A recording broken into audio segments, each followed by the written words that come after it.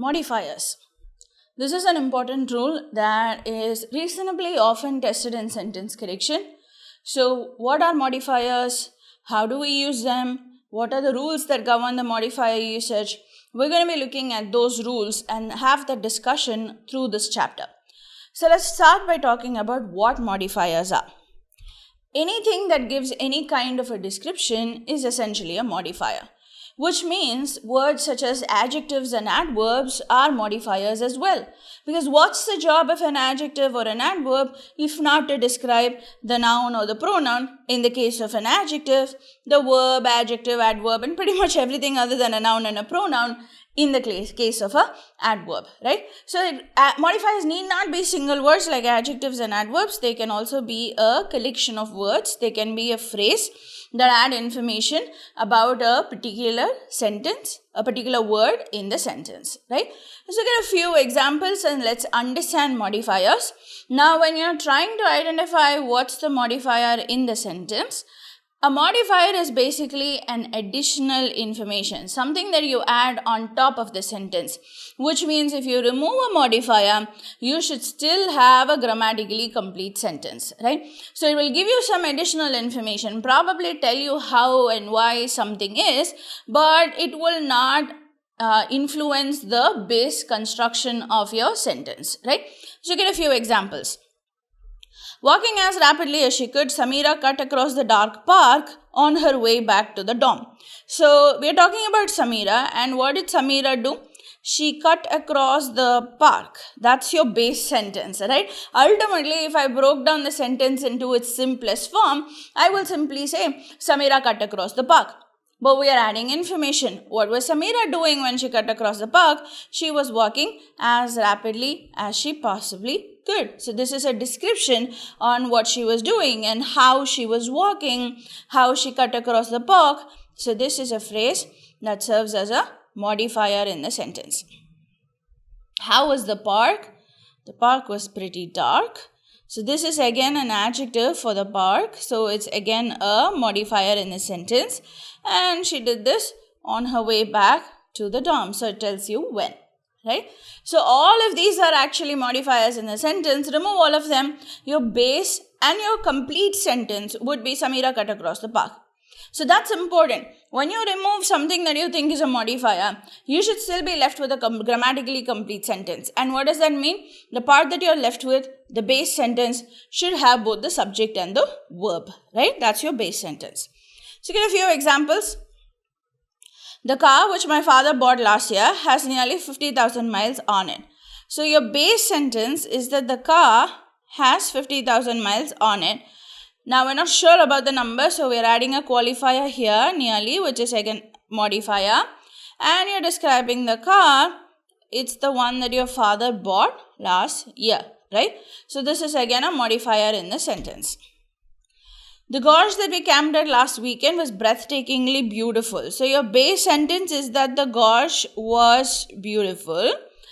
But how beautiful? Breathtakingly beautiful. So you're adding information there. And what gorge are we talking about? The one that we camped at last weekend. So these are the modifiers in your sentence. I'm underlining the base sentence. Everything else that I'm marking, whether I put a tick mark here or a bracket, those are the modifiers here. We've also itemized the modifiers in all your sentences, so it's easy for you to spot them. When the factory closed down last month, most of its employees lost their livelihood. So most of the employees lost their livelihood is your base sentence. When did this happen? When the factory closed down last month. One last example. My dog, which is usually well behaved, did not listen to any command yesterday and went berserk. Oh, poor dog, right? My dog is your base subject, did not listen to any command and went berserk is the rest of your sentence.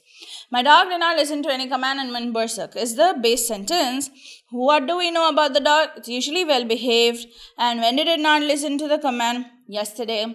All of which are modifiers in your sentence. So you're seeing that modifiers are words such as dark, nearly, breathtakingly, yesterday, which are adjectives or adverbs, or modifiers are phrases as well. So modifiers can be adjectives or adverbs or phrases, anything that adds a description, anything that modifies therefore a particular word in the sentence is called a modifier.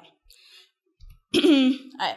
So in some sentences you will find that modifiers are distinguishable from the rest of the sentence because they are separated from the base sentence using punctuation, and you will find that some modifiers are not separated using punctuation. Typical punctuation that is used when you are trying to separate modifiers would be commas and hyphens. Hyphens as in dashes, like this one that we have used here with spaces around it. So either commas or hyphens would be used to separate modifiers from the base sentence, right? Why do we use punctuation to separate modifiers? Whenever you insert something within two commas or within two hyphens, they are essentially acting as brackets. So you are using punctuation because you want to bracket that information off and separate it from the base sentence because it's not part of the base sentence. So why then do some modifiers not take punctuation? The rule is this. It's about how important the modifier is for you to understand the sentence. If the modifiers are important, then don't punctuate them because you don't want to separate them from the base sentence. You want to let all the information stay together because you need the modifier to understand the sentence. If the modifiers are not important, and even without it, if you can understand the sentence, then please do use punctuation and bracket off non-essential modifiers. So non-essential modifiers would be separated from the base sentence. Essential modifiers will remain a part of the base sentence. I'm going to give you two examples. Now, very similar sentences, very similar information that is conveyed in the two sentences. Now, sleeping on the bench, if you read the sentence, is your modifier.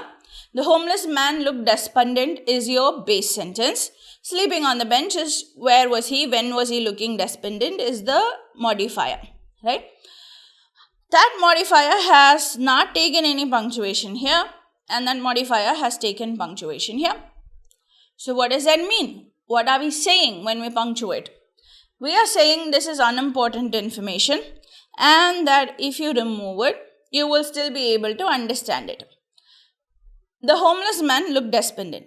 So now, I'm trying to say, this is the homeless man. I'm giving you additional information who was sleeping on the bench, right?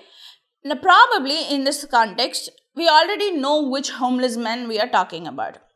We already know when he looked sad, or perhaps he looks sad all the time, right? The point is that this information is not needed for me to understand the sentence. So if I simply say, the homeless man looked despondent, anyone who is reading the sentence should be able to understand it.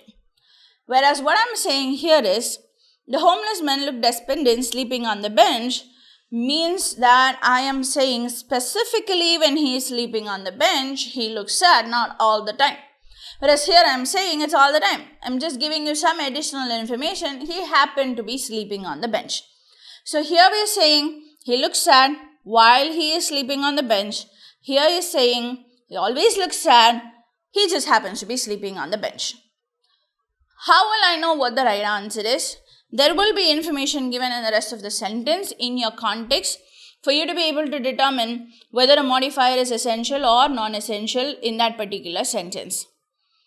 If no information is given, if either of the two meanings are possible, like in this situation that I have taken, then that's not going to be the decision-making factor in that particular sentence. You need to be looking for some other error. So if they're testing you on whether you're able to identify how important a modifier is in a sentence, there will be context given in the sentence for you to take that judgment call. So get a couple of more examples. Again, similar sentences. Fact, exactly the same construction. I'm not even changing the placement of the modifier. The only difference is that here we are bracketing it off and here we are not. Which means here we are indicating by putting the commas that it's unimportant information. Which means if I just say the flower vase perfectly suits the living room decor, then anyone can understand the sentence. Which probably means there is only one flower vase in the living room. That's the situation under which I will use this sentence. Basically, there's only one flower vase that we're talking about. There is no room for ambiguity. So if I say the flower vase suits the living room decor, then everyone understands my sentence. Here what I'm saying is, the one flower vase that has the black and red finish perfectly suits the living room decor. So what I'm saying here is that there are multiple flower vases probably, and the one with the black and red finish, that's the only one that suits the living room. So what we are saying is, here the modifier is important for the person, the listener or the reader to understand which flower vase I'm talking about. I need to say it's the one with the black and red finish. Here I'm saying that's not necessary. If I say flower vase, then the reader or the listener will automatically know exactly what it is that I'm talking about. So I was earlier saying that some kind of a context would be given in the sentence for you to determine whether a modifier is important or unimportant, right? So let's look at an example sentence with context. Susanna purchased a flower vase because she liked the design, but the vase, which cost her $10, did not suit her living room decor. Alright, so if I remove this modifier, which is the part that is bracketed off, will I still understand the sentence? Susanna purchased a flower vase because she liked the design. Okay, so we're talking about one particular flower vase that Susanna purchased because she liked the design. But the vase did not suit her living room decor. Makes sense. I understand exactly which vase I'm talking about. I do not need to say I'm talking about the one flower vase that cost her $10, right? So that it cost her $10 is additional information. It does not impact our ability to understand which flower vase we are referencing, nor does it influence why or how it did not suit her living room decor. The cost has nothing to do with the ability of the vase to fit in with the living room. It's not quite ability, but you get what I'm saying, right? So here in this sentence, because of the information that's given, you can judge this is a non-essential modifier. And therefore, in this situation, you should never use this modifier without punctuation, right? You should always use either two commas or two hyphens to separate it from the rest of the sentence. In these two sentences, this one has a different meaning, this one has a different meaning. I have not given context to judge. So while there is a difference in meaning, either is grammatically correct. Same applies for these two sentences. Either is grammatically correct. There is no information given, not enough information given for us to judge that, but there is a difference in meaning. Here, we know what the flower vase is. Context has been given. We know that we are talking about the one flower vase that she purchased because she liked the design. And because context has been given, you can judge the importance of the modifier. You are able to determine its non-essential. Therefore, you will not use it without punctuation. Right? You should also look for this when you're trying to identify what the modifier in a sentence is. Okay? So, get a few sentences and let's see if we can identify the modifiers in these sentences. Okay? Some Spanish explorers, unlike others who had a similar mission, decided to sail west rather than east in search of India. If you want to, you can put a pause on the video while reading each of the sentences. Check whether you're able to identify the modifiers on your own and then continue the video and listen to my identification of it. So in this sentence, who are we talking about? Spanish explorers. That's your subject. What did they do? They decided to sail west in search of India, right? So, unlike others who had a similar mission is a modifier. They sailed west rather than east is another modifier. Your base sentence would simply be that the Spanish explorers decided to sail west. When preparing for the interview, Brittany made sure that she practiced voicing out her answers. Brittany made sure she practiced voicing out her answers is your base sentence. When did she do it? When preparing for the interview. In Switzerland, unlike in other countries that also allow people to carry guns, the number of instances of gun violence, such as mass shootings, is very few. Okay, that's a pretty long sentence, right? It's like take a minute to process it. What are we trying to say in the sentence? We're trying to say that the number of instances of gun violence is very few, is very less, right? So the number of instances of gun violence is what we are talking about. That it's very few is what you are talking about. This is your base sentence. Where are we talking about? In Switzerland. What do we know about Switzerland? It's unlike other countries that also allow people to carry guns. What do we mean when we say gun violence? We mean mass shootings. All of these are modifiers in the sentence. Ryan, who's trained in the martial arts, is a good candidate for the bouncer position at the new pub.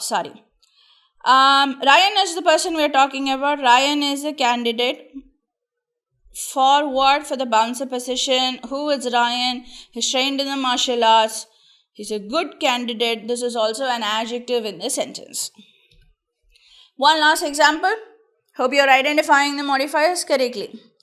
The African black-footed penguin living in South Africa and Namibia is the only species that is native to Africa. The African black-footed penguin is what we're talking about. And it's the only species that does what? That is native to Africa. That is native to Africa is also a modifier. But it's important, you cannot separate it, bracket it off using commas. Because if you do, then the sentence will have no meaning. You will simply say the black-footed penguin is the only species. Only species to do what? Information is missing, right? So this is clearly an essential modifier. So we will for sure not be using commas for it. But what's the African black-footed penguin? It's living in South Africa and Namibia. I don't need to know exactly which part of Africa it's living in for me to be able to say it's native to Africa, right? So that's an important modifier in the sentence. What does it matter? How and why should I identify the modifiers? How is GMAT testing me on the usage of modifiers? We will talk about that in the subsequent videos. But now you know how to identify the modifier, and it's important that you consistently learn to do that because it is tested in the usage of modifiers is tested in many GMAT sentences.